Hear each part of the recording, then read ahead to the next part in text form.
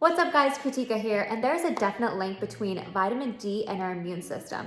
And by the end of this video, you're gonna understand what the research says so far about vitamin D and COVID, what that means for us, and things to consider before taking a vitamin D supplement, as well as what I personally do. So all that coming up right now.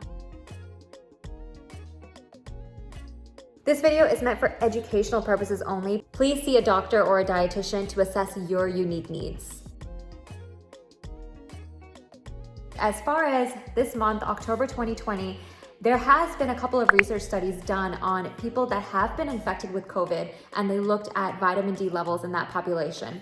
They've also looked at giving vitamin D to people that have developed COVID and see what their outcomes would be, see if they have improved outcomes. And I'll link all of the research studies I looked at below. But there has been an association between having a good vitamin D level in your blood and better COVID outcomes, including less mortality. Those who test positive for COVID tend to have a lower vitamin D level in their blood. So what does this mean for us? First, let's talk about what puts you at risk for vitamin D deficiency and how much vitamin D is enough. About 400 to 800 IUs per day of vitamin D is the recommendation, and it really is highly dependent on your age. But you may be more at risk for deficiency if you're elderly, if you live in northern latitudes, if you're African American, Mexican American, or if you simply have a darker skin pigmentation, because the melanin can inhibit your synthesis of vitamin D. We know vitamin D, we get vitamin D a lot from the sun, but I'm gonna talk about why that's not an ideal recommendation for getting your vitamin D. If you exclude fish, dairy, if you're a vegan or a vegetarian, if you have celiac disease, if you have Crohn's disease, if you have liver or kidney disease, you've had gastric bypass surgery, on glucocorticoids, phenobarbital, or phenytoin. And a suboptimal vitamin D level is associated with higher risk of hypertension, higher risk of depression, higher risk of certain types of cancers, and also an increased risk of type 2 diabetes. So it goes without saying that it's really important to make sure that we all have adequate levels of vitamin D in our blood. 20 to 80% of those that live in the United States, in Europe, and Canada are either deficient or insufficient in vitamin D. But taking a vitamin D supplement or having good vitamin D status in the blood does not mean that you're automatically immune from COVID. It's still very important to wear your mask, practice basic hand hygiene and physical distancing, because research has shown again and again, masks are especially the most effective thing we can do against this virus. But this research is very intriguing, and it does mean that if you're deficient in vitamin D, it's more important now than ever to correct that. And if you're deficient, I think any doctor or dietitian or healthcare professional would agree with me that you need to take a supplement. It's quite difficult to get enough vitamin D from food, and we shouldn't rely on the sun either. The way that we get vitamin D and in an absorbable form from the sun is that we actually need UVB radiation hitting our skin. And a lot of sunscreens block UVB radiation. So the recommendation would be to go out in the sun without sunscreen, which can increase our risk for skin cancer, as well as premature aging. And I'm sure any dermatologist would agree that we need to wear sunscreen when we're going out. So I'm of the opinion that we should not rely on the sun for our vitamin D. Casual exposure of your face, your arms, your hands is going to give you about 200 IUs of vitamin D. And this has been shown by some research studies. But I imagine if you're darker, if you have more melanin, then you're probably not going to get that same amount. If you're elderly, it also depends on the time of day that you're going out in the sun. You're probably going to get a little bit less of vitamin D. Also, vitamin D is very limited in food. It's found in oily fish, some fortified foods like fortified milks, also some plant-based milks that are fortified. Please check your plant-based milk, because not all of them are fortified. You want to look at the nutrition facts label, check on the back, see if they've added vitamin D. And now with the new labeling laws, vitamin D is actually mandatory to be on the label, so you should be able to see what has been fortified or not. There are very small amounts of vitamin D in eggs as well. But as you can see, if you're not going out in the sun and you don't really eat any of these food sources, then you might be deficient in vitamin D. If you can't rely on the sun, only small amounts are present in food. Should you then take a vitamin D supplement? Not so fast. Now, don't just run out and get a vitamin D supplement, because I'm going to talk about things you need to consider before taking a supplement. So please stay tuned for that.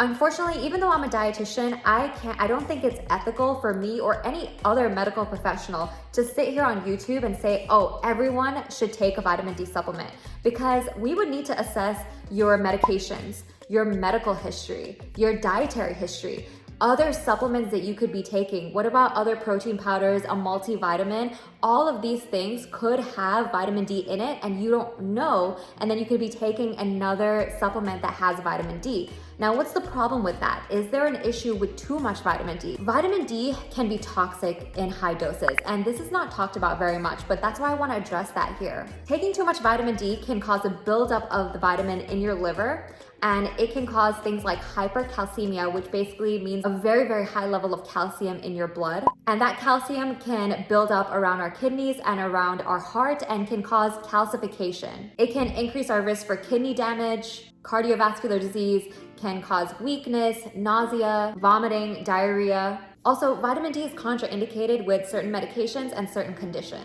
But do not be alarmed if, for example, your doctor prescribed a very high level of vitamin D for you to take. So for example, some people may be prescribed 10,000 IUs or 50,000 IUs of vitamin D to correct a very, very low level in your blood. Don't be alarmed and think all of a sudden that's going to cause toxic effects, because it could be that you just need that much vitamin D to correct your deficiency. We don't want to have too much vitamin D in our system. We don't want to have too little. So what do? I would highly recommend that you call up your doctor or have a telehealth visit and see if they can check your vitamin D level. This is extremely important before taking a vitamin D supplement, because the amount of vitamin D that you should take is actually dependent on how much you have in your blood. And the updated research that we have on it, clinicians want to see a little bit of a higher level.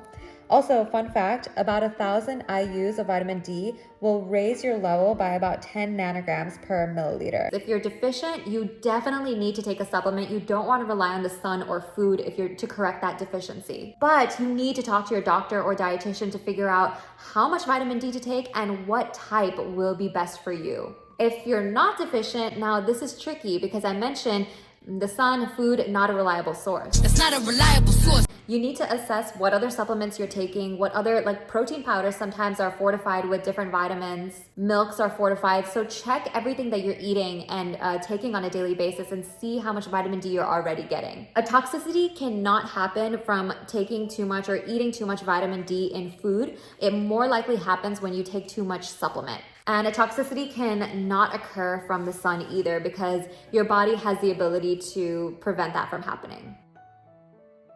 Personally, when I went pescatarian for a little bit, I did not take any vitamin D because I knew that eating oily fish about 2 times a week would get me a good amount of vitamin D, so I wasn't too worried about it. And I was eating salmon about 1 to 2 times a week. But I got really concerned about mercury and dioxins and PCBs, so I stopped eating fish and then I went vegan.